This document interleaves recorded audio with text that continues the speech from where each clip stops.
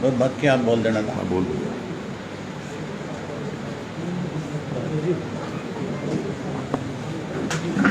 मैं बात क्यों बोल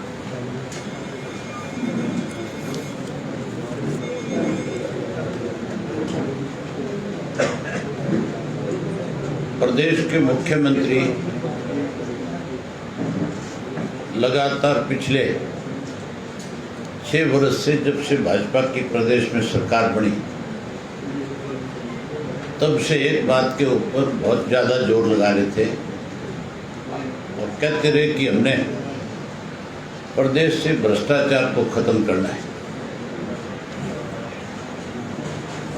और जितना भ्रष्टाचार इस 6 वर्ष में हुआ है, शायद ही किसी सरकार में इससे ज़्यादा भ्रष्टाचार पे कहीं अखबार में या कोई मीडिया में इस बात को लेकर के कोई डिबेट हुई हो या कोई चर्चा हुई हो। एक बड़ा ताज़ा उदाहरण है, बहुत बड़ा भ्रष्टाचार इस सरकार ने किया। भाजपा और जेजेपी दोनों ने मिल करके जहाँ इस लॉकडाउन के दौरान 9 बड़े घोटाले करके इस प्रदेश को लूटने का काम किया। उन 9 बड़े घोटालों में सबसे पहला घोटाला इस सरकार का जो था वो धान का घोटाला था, जिसकी आज तक जांच नहीं हुई, जिस पे मुख्यमंत्री ने खुद ने ये बात स्वीकार करी थी कि नमी के नाम के ऊपर जो पैसा लिया जाता है, हमने जब कहा था कि पैसा किसके खाते में जाता है तो कहा था मैं जांच कराऊंगा। आज तक कोई जांच नहीं हुई। उसके बाद सरसों की खरीद में घोटाला हुआ लॉकडाउन के दौरान, और उस वक्त 4 सेक्रेटरी सस्पेंड किए गए थे। अब उन चारों को बहाल कर दिया गया, और जब उनको सस्पेंड किया गया था तो उनके ऊपर आरोप ये लगाए गए थे कि इन्होंने राजस्थान से खरीद करके सरसों जो है सस्ते में और हरियाणा में महंगे में बेच के गोदाम में भरवाई है, ये उसमें शामिल है। ना तो जो सरसों लाया था खरीद के उसके खिलाफ कोई कार्रवाई हुई, और ना जिन अधिकारियों ने मिल करके उस सरसों को गोदाम में भरवाया था उनके खिलाफ कोई कार्रवाई हुई। उसके बाद गेहूं का घोटाला हुआ, और गेहूं का जो घोटाला था उसके अंदर पर बैग के हिसाब से पैसे लिए गए, आड़ती से भी लिए गए, माल ढुलाई करने वाले से भी लिए गए, जिनको टेंडर दिया गया उनसे भी लिए गए। उसकी भी कोई जांच नहीं हुई, वो भी हजारों करोड़ रुपए का मामला है। उसके बाद शराब का घोटाला हुआ, शराब का एक माफिया खड़ा हुआ, शराब चोरी कराई गई, शराब गांव-गांव के अंदर लॉकडाउन के दौरान घरों में सप्लाई की गई। ये सरकार ने स्वीकार किया, और उसके ऊपर 3 जांच एजेंसियां बैठाई अलग अलग। पहले एससीटी से इसकी जांच हुई, उसके बाद विज साहब ने उसको विजिलेंस को सौंपने का काम किया, और विजिलेंस ने उस जांच को फिर आगे चीफ मिनिस्टर को जांच पूरी करा करके दी। मुख्यमंत्री क्योंकि उसको इसलिए टेबल नहीं कर रहा, सार्वजनिक नहीं कर रहा कि उसके अंदर उसकी सरकार में बैठे बहुत सारे अधिकारी और बहुत सारे पॉलिटिकल लोग, मंत्री वो शामिल है, उनके नाम सीधे तौर पे है। उनको कैसे बचाया जाए इसके लिए चीफ सेक्रेटरी को भेज दी कि वो अध्ययन करे। इससे अच्छा तो फिर ये था कि पहले चीफ सेक्रेटरी के जिम्मे लगा देता जांच। फिर उन अधिकारियों की जांच करने का क्या फ़ायदा हुआ जिन्होंने इसमें मेहनत करी, जिन्होंने इसमें असलियत का पता लगाया, और जिन्होंने भ्रष्टाचार करने वालों का नाम उसमें लिखा, नाम उजागर किया। अब कहीं उनके ऊपर भी मुझे लगता है कि चीफ सेक्रेटरी के द्वारा इस को ठंडे बस्ते में डाल दिया जाएगा, डस्टबिन में फेंक दिया जाएगा, और उन अधिकारियों पे भी उंगली उठेगी जिन्होंने सही लोगों के नाम इसमें डाले थे। वहीं उसके साथ साथ रजिस्ट्री का बहुत बड़ा घोटाला हुआ, जो सरकार में बैठे लोगों ने माना, इनके मिनिस्टर ने माना, चीफ मिनिस्टर ने माना, अधिकारियों ने माना, और ये भी कहा कि 300 से ज़्यादा अधिकारी इसमें शामिल है, आज तक किसी एक अधिकारी के खिलाफ कोई जांच नहीं। जिस किसी अधिकारी को, नायब तहसीलदार को सस्पेंड किया था, वो सारे के सारे दोबारा बहाल कर दिए गए और उन्हीं की पोस्टों पे लगा दिए गए जहाँ से उनको सस्पेंड किया गया था, जहाँ से उनको हटाया गया था, जहाँ उनको सस्पेंड किया गया था। उसके बाद ये जो दवाइयाँ खरीदी गई कोरोना की, इस कोरोना की जो महामारी के अंदर कोरोना के नाम के ऊपर जो दवाई इन्होंने खरीदी, उसमें एक बहुत बड़ा घोटाला हुआ है। 450 करोड़ रुपए की फर्जी बिलिंग उसमें हुई है और उसकी भी जांच की मांग उठी थी, लेकिन उसके ऊपर भी लिपापोती कर दी, उसकी भी कोई जांच नहीं है। अब उसके बाद जो है एक और इतना बड़ा घोटाला है जिसमें हजारों करोड़ रुपया जो है सरकार में बैठे लोगों ने खाया, जिसमें चीफ मिनिस्टर भी शामिल है। चीफ मिनिस्टर जो कहता है मैं भ्रष्टाचार को ख़त्म करना चाहता हूँ, उसी चीफ मिनिस्टर ने भ्रष्टाचार को किस तरह से बढ़ावा दिया है, आप खुद सुनकर के हैरान हो जाओगे। हमारे यहाँ हरियाणा प्रदेश नहीं, पूरे देश के अंदर कोई भी सरकारी ज़मीन जो है, चाहे वो किसी बैंक के खाते में है, चाहे वो ज़मीन इंडस्ट्री किसी बैंक के अधीन आई हुई है, या सरकार को अपनी लैंड है जो किसी से एक्वायर करी, किसान से सरकार ने ले ली, और उस ज़मीन को सरकार अगर कहीं भी आगे अगर बेचना चाहती है, पहली बात तो कोई भी ज़मीन जो सरकार लेती है उसके अंदर साफ लिखा है कि किस पर्पज़ के लिए गवर्नमेंट इस ज़मीन को ले रही है, चाहे वो HSIDC डिपार्टमेंट ले उसको, चाहे हुड्डा ले उसको, चाहे गवर्नमेंट का कोई अन्य डिपार्टमेंट, चाहे पब्लिक हेल्थ ले, कोई मार्केटिंग बोर्ड ले, कोई एग्रीकल्चर सेक्टर के लिए ली जाए, हर ज़मीन का पर्पज़ लिखा जाता है कि इस पर्पज़ के लिए इस लैंड को सरकार जो है किसान से लेने जा रही है। और जब उससे लेती है वो पर्पज़ लिख करके उसको उसकी पेमेंट करती है। आगे उस ज़मीन को सरकार, ये भी उस एक्ट में है कि सरकार उस ज़मीन को किसी को आगे ऑक्शन नहीं कर सकती, बेच नहीं सकती। सरकार उस ज़मीन को या तो उस पर्पज़ के लिए उसका यूज़ करे, अगर नहीं यूज़ करती तो फिर वो किसान से ली हुई ज़मीन उस किसान को वापस करे। ये एक्ट के अंदर है, लेकिन इन्होंने उस एक्ट की भी धज्जियाँ उड़ा दी। जो कानून बनाए हुए हैं उन कानूनों की धज्जियाँ उड़ाते हुए 2016 के अंदर एक 2 एकड़ का प्लाट था HSIDC का, उस प्लाट को इन्होंने हुंडई कंपनी को दिया, और उसको जब दिया गया, जब उसकी ऑक्शन की गई तो वो बिका था 288 करोड़ रुपए का, जिससे 288 करोड़ रुपये सरकार को रेवेन्यू आया था। उसके बाद 2017 के अंदर इन्होंने 10 एकड़ का प्लाट जो है फिर बेचा, क्योंकि सरकार के पास तो तनख्वाह देने के पैसे ख़त्म हो गए थे, इसलिए इन्होंने जो ज़मीनें एक्वायर कर रखी थी वो बेचनी शुरू कर दी। अगली ज़मीन जो इन्होंने बेची थी वो बेची थी 2017 के अंदर, 10 एकड़ ज़मीन थी जिसको इन्होंने बेचा था 884 करोड़ रुपए में। एक कंपनी थी IKEA, ये कंपनी थी, इसको ये ज़मीन इन्होंने दी थी और इसकी कीमत इन्होंने उससे वसूली थी 884 करोड़ रुपये।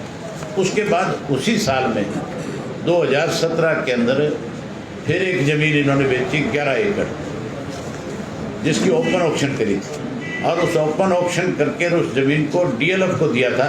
DLF उसमें जो बीडर था वो सबसे बड़ा था, और उसने उस बिडिंग में उस ज़मीन को खरीदा 1496 करोड़ रुपए में, 1496 करोड़ रुपए में वो ज़मीन DLF ने सरकार से खरीदने का काम किया।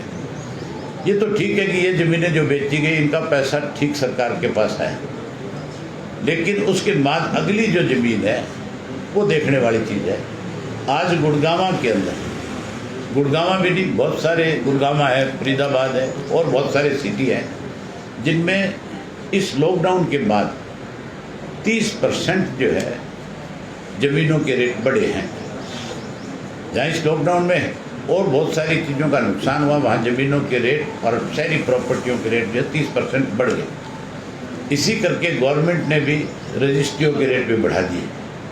नई जो उन्होंने वो करी आपके, अब जो इसके लिए खरीद के लिए जो रेट रखे हैं, जो सर्कल रेट जो है वो भी बढ़ाए हैं। इसीलिए बढ़ाए हैं क्योंकि रेट बढ़ गई।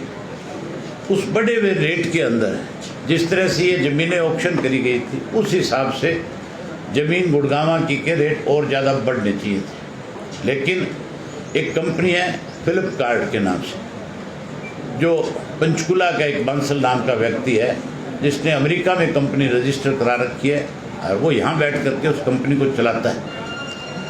और उस कंपनी को इस सरकार ने गुड़गांव के अंदर 140 एकड़ ज़मीन जो है अलॉट करी है। आप किसी को ज़मीन अलॉट नहीं कर सकते।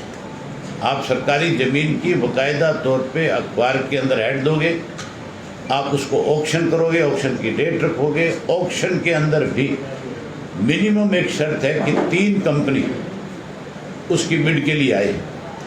और ज़रूरी नहीं है कि आप 140 एकड़ कट्ठी लैंड का ऑक्शन करो।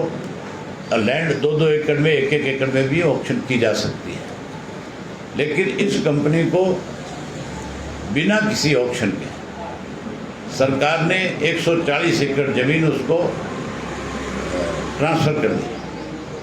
और उसकी कीमत देखो आप, सिर्फ 3 करोड़ 22 लाख रुपया पर एकड़ के हिसाब से टोटल कीमत उसकी जो है कोई 450 करोड़ रुपए के करीब बनती है, जिसमें सरकार ने इसको ये ज़मीन दे दी, जो कि जहाँ 2 एकड़ का टुकड़ा तो 288 करोड़ में जाता है और 140 एकड़ ज़मीन जो है वो 450 करोड़ में दी जाती है। तो कितना बड़ा सरकार को चूना लगा है, इसमें कितना बड़ा भ्रष्टाचार हुआ है, इसकी जांच होनी बहुत ज़रूरी है। इसकी जांच किसी सिटिंग जज से कराई जाए या इसकी जांच जो है किसी ऐसी एजेंसी से कराई जाए जो निष्पक्ष हो, जो इसमें पता कर सके साफ साफ बता सके प्रदेश के लोगों को कि कितना बड़ा भ्रष्टाचार इसमें हुआ। इसमें हज़ारों करोड़ रुपए का लेन देन है, ये कोई छोटा सा मामला नहीं है। और इसको भी जो ज़मीन दी गई है वो सारी इसलिए दी गई है कि वो वहाँ पे सारे के सारे सेलोज बनाए, उसके साथ बड़े बड़े गोडाउन्स बनाए। इस काम के लिए ज़मीन दी गई है। और कल को ये जो फ्लिपकार्ट कंपनी है, इस ज़मीन को मुझे लगता है ऊपर का ऊपर बेचने का काम कर देगी। जहाँ ये बहुत बड़ा एक घोटाला यहाँ पे हुआ है, वहीं खाद के रेट बढ़ा करके किसान को कमज़ोर करने का एक प्रयास इस सरकार ने किया है। कहाँ तो किसान के हितैषी होने की बात कर रहे थे, कहाँ 60% रेट बढ़ा दिया। जो 1200 रुपये का बैग था DAP का, वो 1700 रुपये का कर दिया।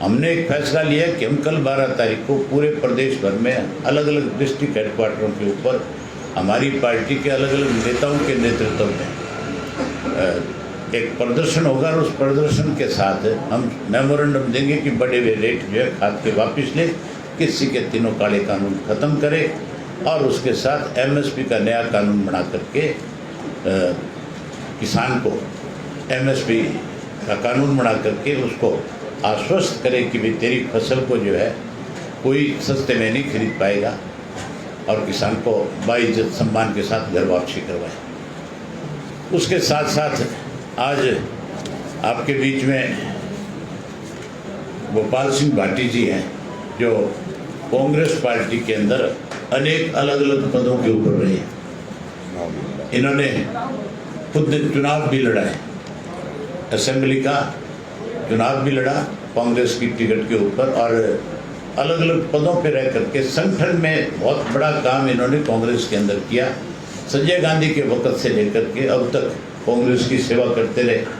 लेकिन क्योंकि आज कांग्रेस का दिवालिया पिटा हुआ है, कांग्रेस कई जगह बटी हुई है, कांग्रेस के अंदर जो काम करने वाले लोग हैं उनकी अनदेखी हो रही है, इसलिए भाटी साहब जैसे साथियों ने ये फैसला लिया है कि हम कांग्रेस पार्टी को छोड़ करके चौधरी देवीलाल जी की नीतियों में विश्वास व्यक्त किया है, और चौधरी देवीलाल की नीतियों को कैसे आगे बढ़ाया जाए इसके लिए पार्टी के संगठन में काम करेंगे। मैं भाटी साहब का आज स्वागत करता हूं, अभिनंदन करता हूं। अकेले भाटी साहब का नहीं, आपने देखा इनके साथ 500 से ज़्यादा साथी जो हैं, जो यमुनानगर और जगाधरी पंचकुला इन 3 इलाकों से बड़ी संख्या में इनके साथ आए। जितने अंदर खड़े इतने ही साथी बाहर भी हैं, क्योंकि अंदर खड़े होने को भी जगह नहीं है, इसलिए इनसे ज़्यादा बाहर खड़े हैं। आज इन सब साथियों ने चौधरी देवीलाल जी की नीतियों में विश्वास व्यक्त किया है। इंडियन नेशनल लोकदल पार्टी में आज ये सब शामिल हो रहे हैं। मैं इन सबका बहुत हार्दिक स्वागत करता हूँ, सबका अभिनंदन करता हूँ। आप सबको आश्वासन देता हूँ कि जहाँ आपने आज चौधरी देवीलाल जी की नीतियों में अपना विश्वास व्यक्त किया है, मैं पार्टी की तरफ से आपको आश्वस्त करता हूँ कि आपके मान और सम्मान को पार्टी बढ़ाएगी। और आपसे उम्मीद करूँगा कि युवा पीढ़ी के बहुत सारे लोग हैं, खास करके नई जनरेशन के लोग आज इनके साथ भाटी साहब के साथ ज्वाइन कर रहे हैं। उनको भरोसा देता हूँ कि आपको जहाँ संगठन की जिम्मेवारी सौंपेंगे, वहीं आप लगातार पार्टी के संगठन को मजबूत करने के लिए नए और साथियों को जोड़ने का काम करें। आप तो राजनीतिक भविष्य है, आप में से बहुत से ऐसे साथी भी हैं कल जो राजनीतिक तौर पे कहीं अच्छे पद पे बैठ करके लोगों की सेवा करने का काम करोगे। मैं उम्मीद करूंगा कि आप पार्टी और संगठन के लिए काम करोगे। वहीं आपका स्वागत करता हूं और भाटी साहब से कहना चाहूँगा कि भाटी साहब सभी आपके लोग हों और सभी में ये सारी बात आपके सामने बताएं कि इन्होंने किन किन पदों पे काम किया। हरियाणा के भविष्य बैठ जाओ कर लो। मैं रहोगे बोलो। चलो चलो हरियाणा के भविष्य और किसान रत्न के नाम से आज जिनको विख्यात प्रसिद्धि मिली है हरियाणा में, हैं भी माननीय अभय सिंह जी चौटाला, उनके साथ बैठे हुए श्याम सिंह जी, हमारे इस पार्टी के इनेलो पार्टी के पदाधिकारीगण, सैनी साहब बैठे हैं, बड़े काम कर रहे हैं यहाँ, जिसका हमारे पुराने मित्र हैं, प्रेमचंद जी पुराने अधिकारी हैं जो हमारे दोस्त हैं। सभी बुजुर्गों, नौजवान साथियों, मैं मेरे साथ जो लोग आए हैं, मैं एक का नाम नहीं लूँगा क्योंकि आप सब अपने बिरादरी के अपने अपने वर्ग के युवा साथी, हर उसके एक एक में आज तो सब नेताओं को लेके आपके बीच में आया हूँ। मैं कार्यकर्ता जो नेता हैं उनको उनमें भी छांट के कि किसके साथ 50 आदमी किस बिरादरी के। मित्रों, दोस्तों, प्रेस वाले बंधुओं, मेरा आपसे, आपकी भी नई जनरेशन आई है, पुराना संबंध रहा है। मैं 18 साल की उम्र के अंदर जेल में गया था संजय गांधी जी के साथ। एनएसए में 75 में मेरी उम्र कम थी, मैं उस टाइम मैंने सहेगा सेक्रेटरी बना था हरियाणा में, कुरुक्षेत्र यूनिवर्सिटी में।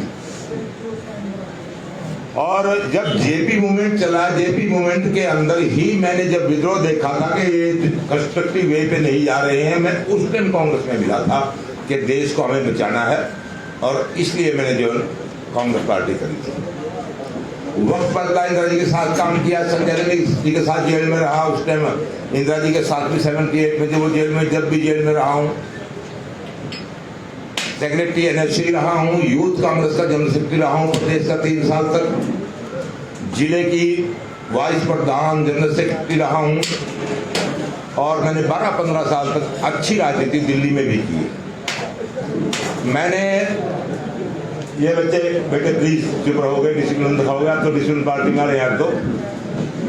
और 10 साल तक मैंने लगातार बतौर प्रमुख महामंत्री हरियाणा प्रदेश कांग्रेस का ये सामने दफ्तर है, ये मैंने चलाया।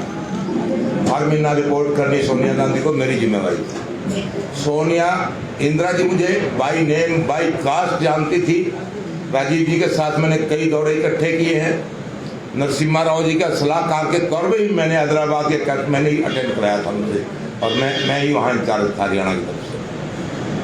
राजीव जी के साथ अगेंस्ट अभ्यर्थी जो हमारा रंग भेद की नीति थी, उसका मैं ही डेलीगेट था इंडिया से अकेला। और मैं डॉक्टर राम प्रकाश जैसे अनुभवी आदमी का और ईमानदार आदमी का, जब वो मंत्री थे, उनका राजनीतिक सचिव भी रहा। सरकारी पोस्टें छोटी छोटी ये मेरे पास काफ़ी रही हैं, चलो वो छोड़ो बात। आज मित्रों, बड़े उससे मैं 43 साल के बाद मैंने कांग्रेस में आंख खोल ली थी। 43 साल दिन रात करके मैंने और काम नहीं किया, बिजनेस नहीं किया, मेरा कैरियर सिर्फ राजनीति था। मैं पढ़ लिख के सिर्फ राजनीति में आया था। और मैं राजनीति में क्यों आया था कि यहाँ सेकुलरिज्म कांग्रेस में था और समाजवाद था। समाजवाद से प्रभावित होके और धर्मनिरपेक्षता से प्रभावित होके मैं कांग्रेस में मैंने अपनी उम्र लगाई है और मैं सिद्धांतवादी राजनीतिक रहा हूँ। मैंने कभी अपने नियमों से समझौता नहीं किया, सिद्धांतों से समझौता नहीं किया। लेकिन आज हालात वो बदल गए कि ना तो कांग्रेस में मैं किसी व्यक्तिगत तौर पर बुराई नहीं करना चाहता। मेरे बड़े अच्छे दोस्त रहे हुड्डा जी, 15 साल अच्छे दोस्तों में रहे हम। अच्छे दोस्तों अमरिंदर सिंह राम रहे हैं, मतलब साथी वैसे नहीं, मैं भाई उनका फॉलोवर रहा हूँ, बल्कि हुड्डा जी का मैं दोस्तों में रहा हूँ, जिसको सारा हरियाणा जानता है इस पर। आज कांग्रेस जब स्लिप कर गई अपने सिद्धांतों से, ना तो कांग्रेस में समाजवाद रहा, ना कांग्रेस में धर्मनिरपेक्षता रही, और 80% जो लोग जो देश आर्थिक तौर पे भी वैसे भी किसानों का देश हो और उस देश का किसान आज के समय में चौक चौक पे धक्के खाता फिर रहा है। उसके मान सम्मान को ठेस पहुंची है। जो मान और सम्मान चौधरी देवीलाल ने पगड़ी वाले को, धोती वाले को दिया था, वो सम्मान कहाँ गया किसान के बेटे? वो सारे आप बताओ, किसी की इज्जत है, मान सम्मान है किसी का? कांग्रेस के अंदर जहां लाल बहादुर शास्त्री जैसे सिद्धांतवादी लोगों की वजह से, महात्मा गांधी की वजह से हम इस पार्टी में आए थे, वहां 90 हजार करोड़ रुपए का एक आदमी के ऊपर आक्षेप लग रहा है भ्रष्टाचार का। मुख्यमंत्री किस लिए बनाते हैं तुम? 60 हजार एकड़ यहाँ मुख्यमंत्रियों ने बन के किसान की जमीन को सस्ते भाव पे एक्वायर करके उनको सड़क पे खड़ा कर दिया और फिर किसान नेता होने की बात करते हैं। ये शर्म की बात है। तो इसलिए मुझे लगा इस बात का आगे कि जितनी मेरी उम्र बाकी है, मुझे चाहिए कि मैं किसान का घर में पैदा हुआ हूं और किसान के लिए कुछ करूं। अब चारों तरफ देश में भ्रष्टाचार की वजह से कांग्रेस का जो हाल हो गया ऊपर का, वो आपको मालूम है, कहीं 2% वोट पड़ रही है स्टेट में, कहीं 3% पड़ रही है। लेकिन सबसे बड़ा मसला ये है कि किसान के रोते हुए हंसों को पहुंचने के लिए मैं कैसे सहयोगी हो सकता हूं। इसमें मैंने वर्करी, एक मेरे में काम करने की आदत है, मैं शुरू से काम करता रहा हूं। मैंने यही सोचा कि चौधरी देवीलाल का वंशज ओम प्रकाश चौटाला जी के निर्देश में, और भाई मुझे तो अभय चौटाला जी पसंद आए हैं उस बात में, क्योंकि क्यों पसंद आए हैं ये मैं बताऊं। कार्यकर्ता इसी पार्टी में होते हैं। मैंने सन 74 के अंदर जब कुरुक्षेत्र काली कमली मैदान के अंदर रैली थी, बंसीलाल का आतंक था, चौधरी देवीलाल को अपने गले में चैलेंजर डाल के माउथ में और रिक्शा में काम करते हुए देखा, मुनादी करते हुए खुद चौधरी देवीलाल को मैंने देखा। मैं आज खुशी है कि मैं उस पार्टी में आ रहा हूं। मैं आ रहा हूं उस पार्टी में कि जिसने किसानों का मान और सम्मान कराया। मुझे लालच नहीं है, किसी पद का लालच नहीं है, किसी में कोई और किसी पद का मैंने वहां भी लालच नहीं किया था। मेरे को कई बार चेयरमैन ने, सब आप जिंदा है हुड्डा जी, कई बार चेयरमैन ऑफर की, मैंने जवाब दे दिया नहीं, मैं इन पदों पे मैं संगठन काम करूंगा। जिस तरह के हरियाणा के अंदर नौकरियां दी गई ओम प्रकाश चौटाला द्वारा, जिस तरह के ओम प्रकाश चौटाला ने दरबार लगा के घर घर का भला किया, वो तो सपना बन जाएगा लोगों का। आज का मुख्यमंत्री 15 साल से आप देख रहे, मुख्यमंत्री लोगों में नहीं जा सकता। और ये तो जनमानस के लोग थे, चौधरी देवीलाल और प्रकाश चौटाला।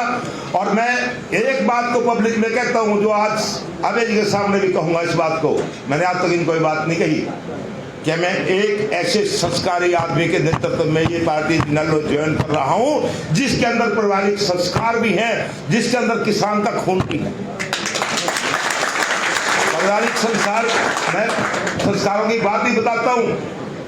मैंने अखबार में पढ़ा, इन्होंने एक बार स्टेटमेंट दी, ये कोई आप प्रेस वाला भाई पूछ रहा था इनसे, इन्होंने कहा कि मैंने आज से 2 साल पहले तक अपने घर की, जो कोठी में ये रहते, रोटी नहीं खाई। मां समझ के बड़ी भाभी के घर से रोटी मेरी थाली आया करती थी, मेरे बच्चे घर खाया करते थे। आज ये तो वो बात लक्ष्मण ने की होगी और या अभय सिंह। ये होते हैं संस्कार। जिस दिन राजनीति में आए थे, दुर्भावनावश चौटाला जी जेल में चले गए। किस लिए गए थे भाई जेल में? जो कांग्रेसी जाएंगे अब जाने के लिए तैयार है।